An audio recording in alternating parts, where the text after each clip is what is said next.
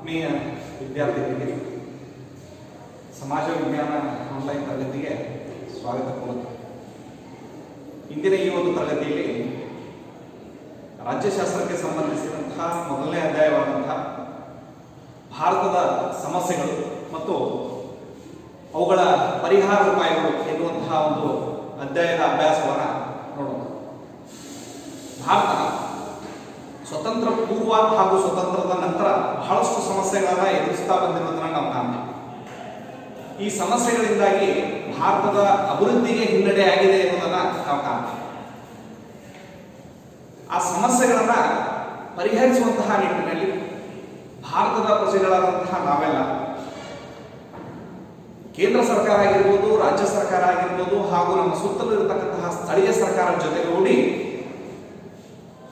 ಭಾರತದ ಸಮಸ್ಯೆಗಳಿಗೆ ಪರಿಹಾರವನ್ನು ಕಂಡುಹಿಡಿದುಕೊಳ್ಳುವಂತಹ ಒಂದು ಜವಾಬ್ದಾರಿಯನ್ನು ಹೊಂದಬೇಕು ಅಂತ ಹೇಳ್ತಾ ಭಾರತ ಯಾವ ಯಾವ ಸಮಸ್ಯೆಗಳನ್ನು ಹೊಂದಿದೆ, ಆ ಸಮಸ್ಯೆಗಳಿಗೆ ಕಾರಣಗಳೇನು, ಆ ಸಮಸ್ಯೆಗಳಿಗೆ ಪರಿಹಾರಗಳೇನು ಎನ್ನುವುದನ್ನು ಇಂದಿನ ಈ ಒಂದು ತರಗತಿಯಲ್ಲಿ ನೋಡ್ತಾ ಹೋಗೋಣ.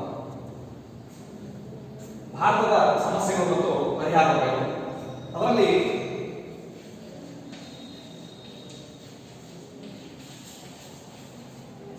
ಸಮಸ್ಯೆಗಳನ್ನು ಒಂದೊಂದಾಗಿ ನೋಡ್ಕೊಂಡು ಹೋದಾಗ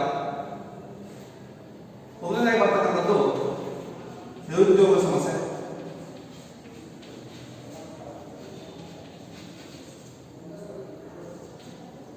ಎರಡನೇದಾಗಿ ಬರ್ತಕ್ಕಂಥದ್ದು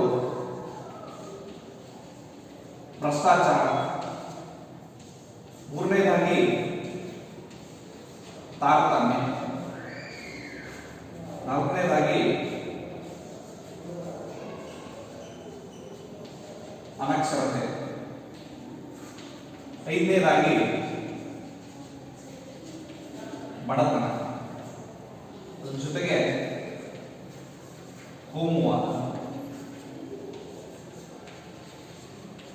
ಪ್ರಾದೇಶಿಕವಾದ,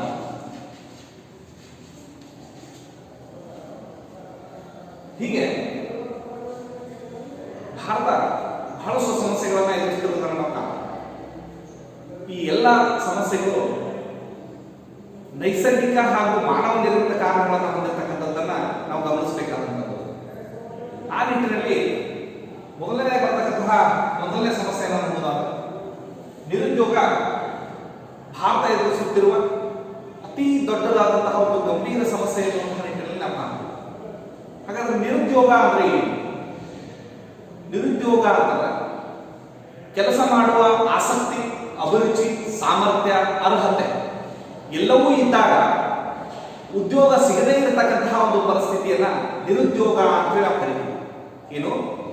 ಕೆಲಸ ಮಾಡುವ ಆಸಕ್ತಿ, ಅಭಿರುಚಿ, ಸಾಮರ್ಥ್ಯ, ಅರ್ಹತೆ ಎಲ್ಲವೂ ಇದ್ದಾಗ ಕೆಲಸ ಸಿಗದೇ ಇರತಕ್ಕಂತಹ ಒಂದು ಪರಿಸ್ಥಿತಿಯನ್ನ ನಿರುದ್ಯೋಗ ಅಂತ ನಾವು ಕರೀತೀವಿ. ಇಂತಹ ಒಂದು ಪರಿಸ್ಥಿತಿ ದೇಶದಲ್ಲಿ ಅತಿಯಾಗಿ ಬೆಳೆದಿರ್ತಕ್ಕಂಥದ್ದನ್ನು ನಾವು ಕಾಣ್ತೀವಿ. ಈ ನಿರುದ್ಯೋಗ ಸಮಸ್ಯೆಯಿಂದಾಗಿ ಭಾರತ ಇನ್ನೂ ಹಲವಾರು ಪ್ರತ್ಯಕ್ಷ ಪರೋಕ್ಷ ಸಮಸ್ಯೆಗಳಿಗೆ ಒಳಗಾಗ್ತಾ ಇರುವುದನ್ನು ನಾವು ಕಾಣ್ತೀವಿ.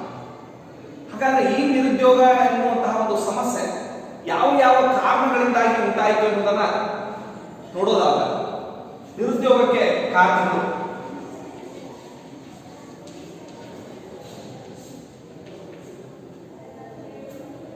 ಮೊದಲನೇ ಕಾರಣ ಮಿತಿ ಮೀರಿದ ಜನಸಂಖ್ಯೆ.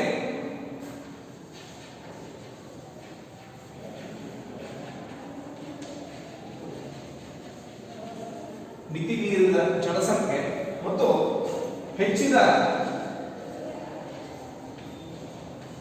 ತಂತ್ರಜ್ಞಾನದ ಬಳಕೆ.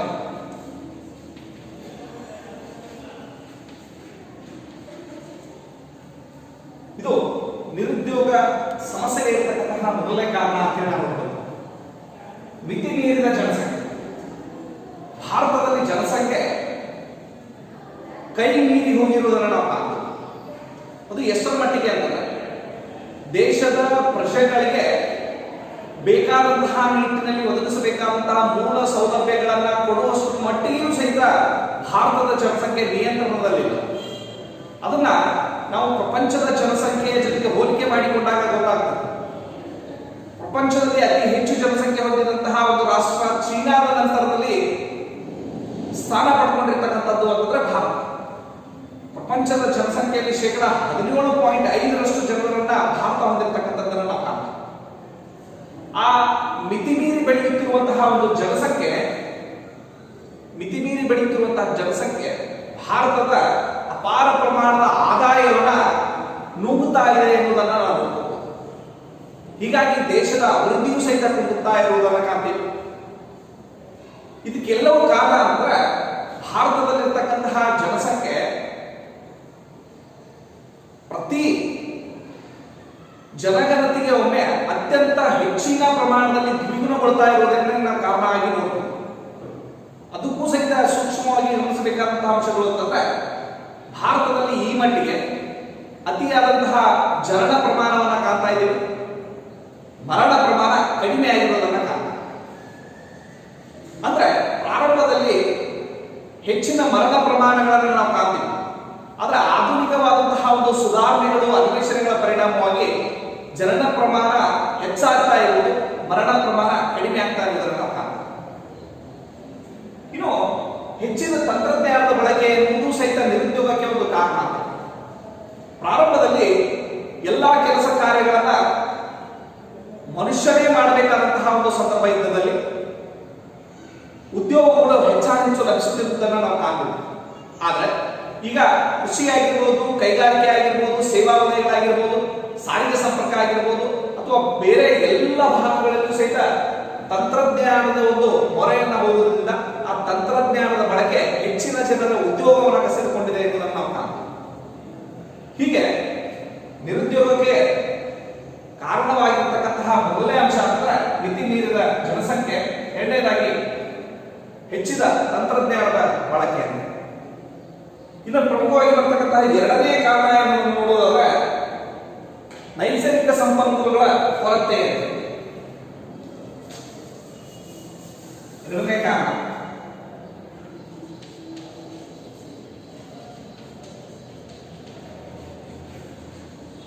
ನೈಸರ್ಗಿಕ ಸಂಪನ್ಮೂಲದ ಕೊರತೆ. ದೇಶದಲ್ಲಿರ್ತಕ್ಕಂಥ ಎಲ್ಲ ಜನರು ತಮ್ಮ ಬಯಕೆಗಳನ್ನ ಈಡೇರಿಸಿಕೊಳ್ಳೋದು ಅಂದ್ರೆ ಆಹಾರ, ಬಟ್ಟೆ, ವಸತಿ ಇನ್ನಿತರ ಎಲ್ಲ ಬೇಡಿಕೆಗಳನ್ನು ಈಡೇರಿಸಿಕೊಳ್ಳಲು ದೇಶದ ನೈಸರ್ಗಿಕ ಸಂಪನ್ಮೂಲಗಳ ಮೇಲೆ ಅವಲಂಬನೆಯಾಗಿರುವುದನ್ನು ನಾವು ಕಾಣ್ತೀವಿ. ನೀರು, ಮಣ್ಣು, ಗಾಳಿ, ಕಲ್ಲಿದ್ದಲು, ಪೆಟ್ರೋಲಿಯಂ ಬಹಳಷ್ಟು ನೈಸರ್ಗಿಕ ಸಂಪನ್ಮೂಲಗಳ ಮೇಲೆ ನಾವು ಅವಲಂಬನೆಯಾಗಿರುವುದನ್ನು ಕಾಣ್ತೀವಿ.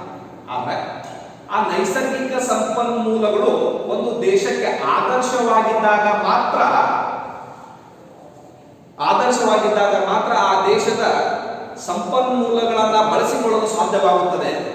ಆದರೆ ದೇಶದ ಜನಸಂಖ್ಯೆಯೇ ಮಿತಿ ಮೀರಿ ಹೋದಾಗ ಅವರ ಬಳಕೆಗೆ ಯೋಗ್ಯವಾಗದಷ್ಟು ಸಹಿತ ಏನು ಸಿಗೋದಿಲ್ಲ ಅಂದ್ರೆ ನೈಸರ್ಗಿಕ ಸಂಪನ್ಮೂಲಗಳ ಒಂದು ಕೊರತೆಯನ್ನು ನಾವು ಕಾಣ್ತೀವಿ.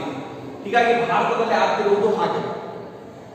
ಭಾರತದ ಜನರಿಗೆ ಬೇಕಾದಷ್ಟು ಮಟ್ಟಿಗೆ ಸಂಪನ್ಮೂಲಗಳ ಒಂದು ಕೊರತೆ ಕಾಣ್ತಾ ಇರುವುದರಿಂದ ಆ ಸಂಪನ್ಮೂಲಗಳನ್ನ ಬಳಸಿಕೊಂಡು ಸಿದ್ಧ ವಸ್ತುಗಳನ್ನಾಗಿ ಮಾಡುವಂತಹ ನಿಟ್ಟಿನಲ್ಲಿ ಜನರಿಗೆ ಬಹಳಷ್ಟು ಕಚ್ಚಾ ಸಂಪನ್ಮೂಲದ ಕೊರತೆಯನ್ನು ನಾವು ಕಾಣ್ತಾ ಇದ್ದೀವಿ. ಇದು ಎರಡನೇ ಸಮಸ್ಯೆ. ಮೂರನೇ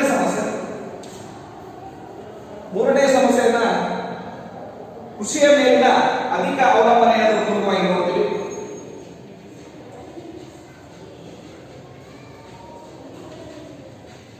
ಕೃಷಿಯ ಮೇಲಿನ ಅಧಿಕ ಅವಲಂಬನೆ. ಭಾರತ ಕೃಷಿ ಪ್ರಧಾನ ರಾಷ್ಟ್ರ ಅಂತ ಹೇಳಿ ನಾವು ಇಲ್ಲಿ ಶೇಕಡ 60ಕ್ಕಿಂತ ಹೆಚ್ಚಿನಷ್ಟು ಜನರು ಕೃಷಿಯನ್ನೇ ತಮ್ಮ ಜೀವನೋಪಾಯಕ್ಕಾಗಿ ಉದ್ಯೋಗವನ್ನಾಗಿ ಮಾಡಿಕೊಂಡಿರುವುದನ್ನು ಅರ್ಥ. ಆದರೆ ಆಧುನೀಕರಣ ಕಾಲದಲ್ಲಿ, ಜಾಗತೀಕರಣ ವ್ಯವಸ್ಥೆಯಲ್ಲಿ, ನಗರೀಕರಣ ಎನ್ನುವಂತಹ ಒಂದು ಬೆಳವಣಿಗೆಯ ಕಾಲಘಟ್ಟದಲ್ಲಿ ಕೃಷಿ ಭೂಮಿಯಲ್ಲಿ ತೊಡಗುವಂತಹ ಜನರ ಪ್ರಮಾಣ ಹೆಚ್ಚಾಗುವುದರ ಮೂಲಕ ದೇಶದ ಅಭಿವೃದ್ಧಿಗೆ ಕುಂಠಿತವಾಗ್ತಿರುವುದನ್ನು ನಾವು ಕಾಣ್ತೀವಿ. ಒಂದು ಉದಾಹರಣೆ ತೆಗೆದುಕೊಳ್ಳಬೇಕು ಅಂತಂದ್ರೆ, ಒಂದು ಕುಟುಂಬದಲ್ಲಿ 1 ಅಥವಾ 2 ಎಕರೆ ಭೂಮಿಯಲ್ಲಿ 5 ರಿಂದ 6 ಜನರು ದುಡಿತಾ ಇದ್ರೆ ಅದು ಮಾನವ ಸಂಪನ್ಮೂಲದ ಶ್ರಮದ ಅಪವ್ಯಯ ಅಂತೇಳಿ ನಾವು ನೋಡ್ಬೋದು. ಅಂದ್ರೆ 1 ಅಥವಾ 2 ಎಕರೆ ಭೂಮಿಯನ್ನ ನೋಡಿಕೊಳ್ಳಲು ಅಥವಾ ಅದರಲ್ಲಿ ದುಡಿಯಲು 3 ರಿಂದ 4 ಜನರ ಅವಶ್ಯಕತೆ ಸಾಕಾಗಿರುವುದನ್ನು ನಾವು ಕಾಣ್ತೀವಿ. ಆದ್ರೆ ಅತಿ ಹೆಚ್ಚಿನ ಜನರು ಅದರಲ್ಲಿಯೇ ದುಡಿಯುವುದರಿಂದ ಇನ್ನುಳಿದಂತಹ ಜನರ ಒಂದು ಶ್ರಮ ವೇಸ್ಟ್ ಆಗಿ ಹೋಗುವುದನ್ನು ನಾವು ಕಾಣ್ತೀವಿ, ಅಪವ್ಯಯವಾಗಿ ಹೋಗುವುದನ್ನು ನಾವು ಕಾಣ್ತೀವಿ.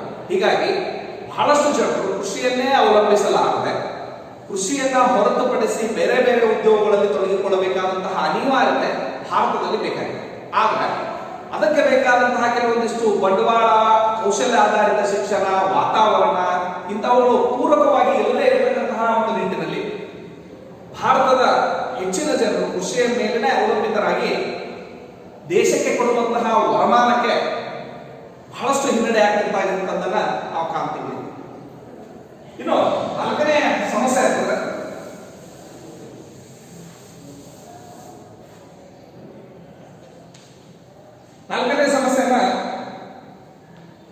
ಗೃಹ ಕೈಗಾರಿಕೆಗಳ ನಾಶ ಎನ್ನುವಂಥದ್ರ ಮೂಲಕವಾಗಿ ನಾವು ನೋಡ್ತೀವಿ. ಗೃಹ ಕೈಗಾರಿಕೆಗಳ ನಾಶ.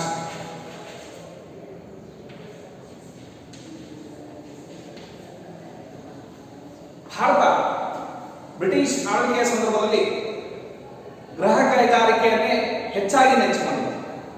ಆದ್ರೆ ಬ್ರಿಟಿಷರ ಕೆಲವೊಂದಿಷ್ಟು ಲಾಭದಾಯಕ ಯೋಜನೆಗಳ ಪರಿಣಾಮವಾಗಿ ಭಾರತದ ಗುಡಿ ಕೈಗಾರಿಕೆಗಳು ಅಂದ್ರೆ ಗೃಹ ಕೈಗಾರಿಕೆಗಳು ಎಲ್ಲವೂ ನಾಶವಾಗಿವೆ. ಅಂದ್ರೆ ಸ್ವಾವಲಂಬಿಯಾಗಿ ಬದುಕು ಸಾಗಿಸುತ್ತಿದ್ದಂತಹ ಜನರು ಉದ್ಯೋಗವನ್ನು ಕಳೆದುಕೊಂಡರು. ಪರಿಣಾಮವಾಗಿ ಜನರ ಆದಾಯ ಕಡಿಮೆಯಾಗಿ ನಿರುದ್ಯೋಗಿಗಳಾಗುವಂತಹ ಒಂದು ಸಂಖ್ಯೆ ಹೆಚ್ಚಾಗಿದೆ. ಆದರೆ ಇತ್ತೀಚಿನ ಈ ಒಂದು ದಿನದಲ್ಲಿ ಜಾಗತೀಕರಣದ ಒಂದು ಪರಿಣಾಮವಾಗಿ ಅಂತಾರಾಷ್ಟ್ರೀಯ ಮಟ್ಟದಲ್ಲಿರ್ತಕ್ಕಂತಹ ಒಂದು ಕೈಗಾರಿಕೆಗಳ ಜೊತೆ ಪೈಪೋಟಿ ಮಾಡಲಾಗದೆ ಭಾರತದಲ್ಲಿರ್ತಕ್ಕಂಥ ಗೃಹ ಕೈಗಾರಿಕೆಗಳು ನಾಶವಾಗ್ತಾ ಇರೋದನ್ನು ನಾವು ಕಾಣ್ತೀವಿ. ಇದು ಸಹಿತ ಒಂದು ಕಾರಣ. ಇನ್ನು 5ನೇದಾಗಿ ಬರ್ತಕ್ಕಂಥದ್ದು ಅಂತಂದ್ರೆ ಕೌಶಲ್ಯ ಆಧಾರಿತ ಶಿಕ್ಷಣದ ಕೊರತೆಯನ್ನು ನಾವು ಕಾಣ್ತೀವಿ.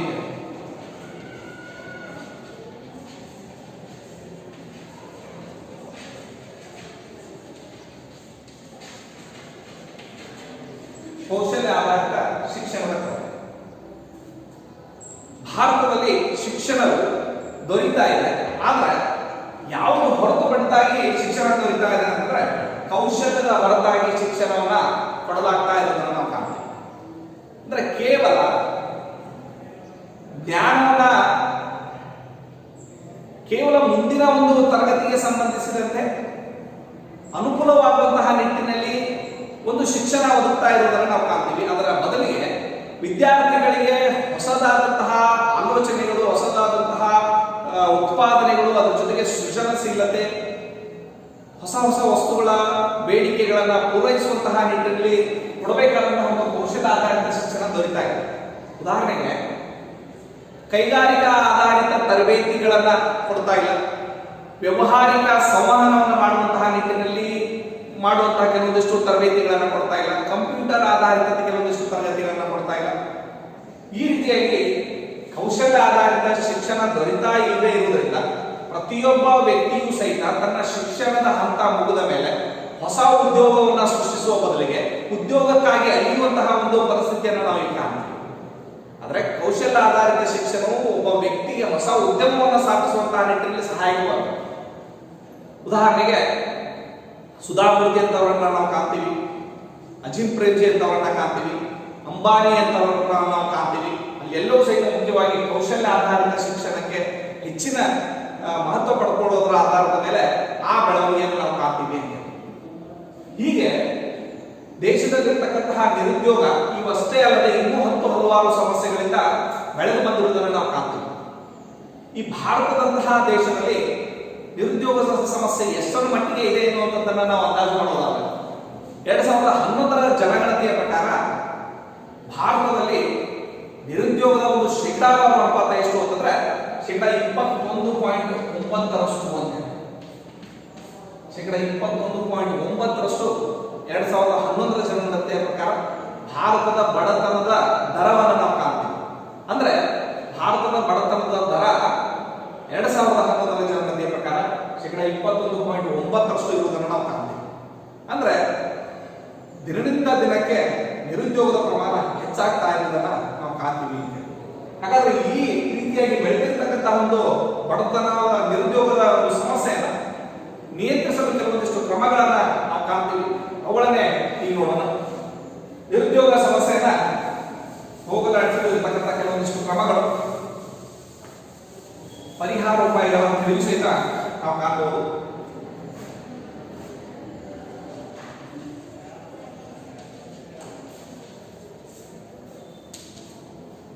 ನಿರುದ್ಯೋಗ ಸಮಸ್ಯೆಯನ್ನು ಹೋಗಲಾಡಿಸಲು ಇರತಕ್ಕಂತಹ ಕ್ರಮಗಳ ಪೈಕಿ ಮೊದಲನೇದಾಗಿ ಬರ್ತಕ್ಕಂಥದ್ದು ಕೇಂದ್ರ ಮತ್ತು ರಾಜ್ಯ ಸರ್ಕಾರಗಳು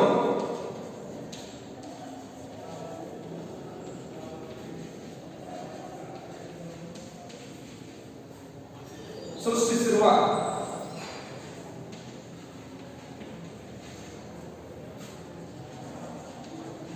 ಕೆಲವು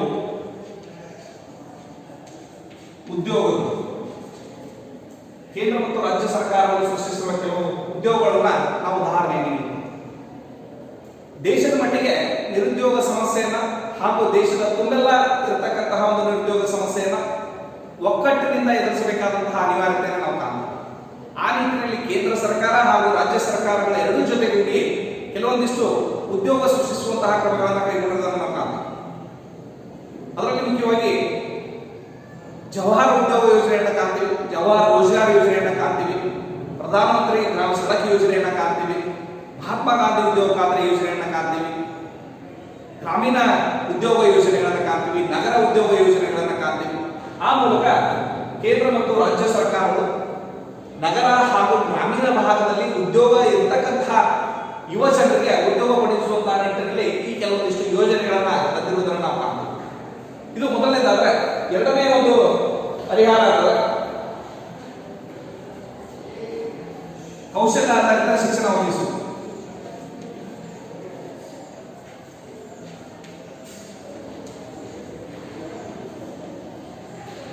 ಕೌಶಲ್ಯ ಆಧಾರಿತ ಶಿಕ್ಷಣವನ್ನು ಒದಗಿಸುವುದು ಅಂದ್ರೆ ಪ್ರತಿ ವಿದ್ಯಾರ್ಥಿಗೂ ತನ್ನ ಭವಿಷ್ಯತ್ತಿನ ಜೀವನದಲ್ಲಿ ಶಿಕ್ಷಣ ಪಡೆದ ನಂತರ ಆತನು ತನ್ನ ಶಿಕ್ಷಣದ ಅವಧಿಯಲ್ಲಿ ಪಡೆದುಕೊಂಡಂತಹ ತರಬೇತಿಯನ್ನ ಮುಂದೆ ಜೀವನೋಪಾಯಕ್ಕಾಗಿ ಉದ್ಯೋಗವನ್ನು ಮಾಡುವಂತಹ ನಿಟ್ಟಿನಲ್ಲಿ ಶಿಕ್ಷಣ ಕೊಡಬೇಕಾಗಿರುವಂತಹ ಅನಿವಾರ್ಯತೆಯನ್ನು ನಾವು ಕಾಣ್ತೀವಿ.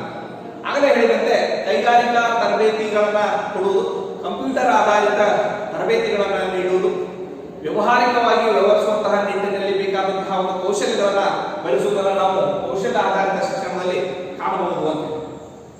ಮೂರನೇದಾಗಿ ಬರ್ತಕ್ಕಂತಹ ಒಂದು ಪರಿಹಾರ ಅಂದ್ರೆ ಸ್ವಯಂ ಉದ್ಯೋಗಕ್ಕೆ ಸಾಲದ ರೂಪದಲ್ಲಿ ಬಂಡವಾಳವನ್ನು ಕೊಡುವುದು.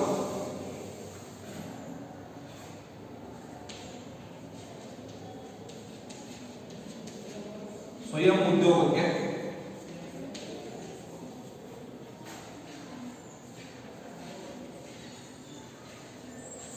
ಸಾಲದ ರೂಪದಲ್ಲಿ ಬಂಡವಾಳವನ್ನು ಕೊಡುವುದು.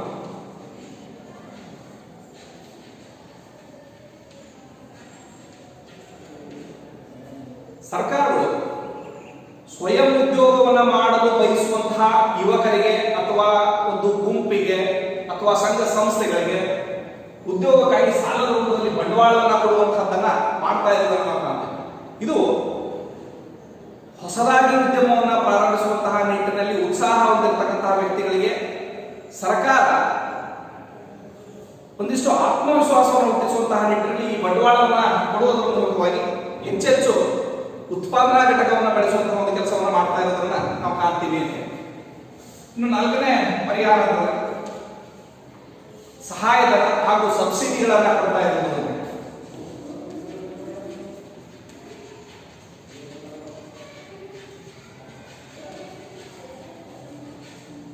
ಸಹಾಯಧನ ಮತ್ತು ಸಬ್ಸಿಡಿ ಗ್ರಾಮೀಣ ಪ್ರದೇಶದಲ್ಲಿ ಇರತಕ್ಕಂತಹ ಪದವಿ ಪಡೆದುಕೊಂಡಿರ್ತಕ್ಕಂತಹ ಕೆಲವು ವ್ಯಕ್ತಿಗಳಿಗೆ ಉದ್ಯೋಗದಲ್ಲಿ ಉತ್ತೇಜಿಸುವಂತಹ ನಿಟ್ಟಿನಲ್ಲಿ ಅಥವಾ ಮಹಿಳಾ ವರ್ಗಗಳಿಗೂ ಸಹಿತ ಸಹಾಯಧನ ಮಾಡುವುದರ ಮೂಲಕ ಹಾಗೂ ಅವರು ತೆಗೆದುಕೊಂಡಂತಹ ಒಂದು ಸಾಲದಲ್ಲಿ ಸಬ್ಸಿಡಿಯನ್ನ ನೀಡುವುದರ ಮೂಲಕವಾಗಿ ಅವರು ಉದ್ಯಮವನ್ನ ಬೆಳೆಸುವಂತಹ ಒಂದು ಕೆಲಸವನ್ನ ಮಾಡುವುದರ ಮೂಲಕ ವ್ಯಕ್ತಿಗಳು ಮತ್ತೊಂದು ಉದ್ಯೋಗದಲ್ಲಿ ಕಾರ್ಮಿಕರಾಗಿ ದುಡಿಯುವ ಬದಲಿಗೆ ಹೊಸ ಉದ್ಯಮಕ್ಕೆ ಚೇತನವನ್ನು ತುಂಬುವಂತಹ ಕೆಲಸವನ್ನ ಈ ಒಂದು ಕ್ರಮ ಮಾಡ್ತಾ ಇರುವುದನ್ನ ನಾವು ಕಾಣ್ತೀವಿ. ಹೀಗೆ ನಿರುದ್ಯೋಗ ಸಮಸ್ಯೆಯನ್ನ ಪರಿಹರಿಸುವಂತಹ ನಿಟ್ಟಿನಲ್ಲಿ ಸರ್ಕಾರ ಈ ಒಂದಿಷ್ಟು ಕ್ರಮಗಳನ್ನು ಕೈಗೊಂಡಿರುವುದನ್ನು ನಾವು ಕಾಣ್ತೀವಿ. ಇದರ ಜೊತೆಗೆ ಭಾರತದಲ್ಲಿರ್ತಕ್ಕಂತಹ ಶಿಕ್ಷಣ ಪಡ್ಕೊಂಡಿರ್ತಕ್ಕಂತಹ ಪ್ರತಿ ಪದವೀಧರರು ಮುಖ್ಯವಾಗಿ ಗಮನಿಸಬೇಕಾದಂತಹ ಅಂಶ ಏನು ಅಂತಂದ್ರೆ, ಶಿಕ್ಷಣವು ಪಡೆದುಕೊಳ್ಳುವುದರ ಮೂಲಕವಾಗಿ ಹೊಸದನ್ನ ಸೃಷ್ಟಿ ಮಾಡುವಂತಹ ನಿಟ್ಟಿನಲ್ಲಿ, ಅದರ ಜೊತೆಗೆ ಹೊಸ ಉದ್ಯಮವನ್ನ ಸೃಷ್ಟಿ ಮಾಡುವಂತಹ ನಿಟ್ಟಿನಲ್ಲಿ ಸ್ವಂತ ಬಂಡವಾಳವನ್ನು ಹೂಡಿ ಸ್ವಂತ ಉತ್ಪಾದನೆಗೆ ತೊಡಗಿಕೊಳ್ಳುವುದರ ಮೂಲಕವಾಗಿ ಸರ್ಕಾರದ ಮೇಲಿನ ಹೊರೆಯನ್ನು ಕಡಿಮೆ ಮಾಡ್ತಾ ದೇಶಕ್ಕೆ ಹೆಚ್ಚಿನ ಕೈಗಾರಿಕೆಗಳನ್ನು ಸ್ಥಾಪಿಸಿಕೊಳ್ಳಬೇಕು ಎನ್ನುವಂತಹ ನಿಟ್ಟಿನಲ್ಲಿ ಮುಂದುವರಿಬೇಕು ಅಂತ ಹೇಳಿ ಹೇಳ್ತಾ ಇಂದಿನ ಈ ಒಂದು ತರಗತಿಯನ್ನ ಮುಕ್ತಾಯಗೊಳಿಸ್ತಾ ಇದ್ದಾರೆ. ಮುಂದಿನ ಒಂದು ತರಗತಿಯಲ್ಲಿ ಭಾರತ ಎದುರಿಸುತ್ತಿರುವಂತಹ ಎರಡನೇ ಸಮಸ್ಯೆ ಆದಂತಹ ಭ್ರಷ್ಟಾಚಾರದ ಬಗ್ಗೆ ನೋಡೋಣ. ಧನ್ಯವಾದ.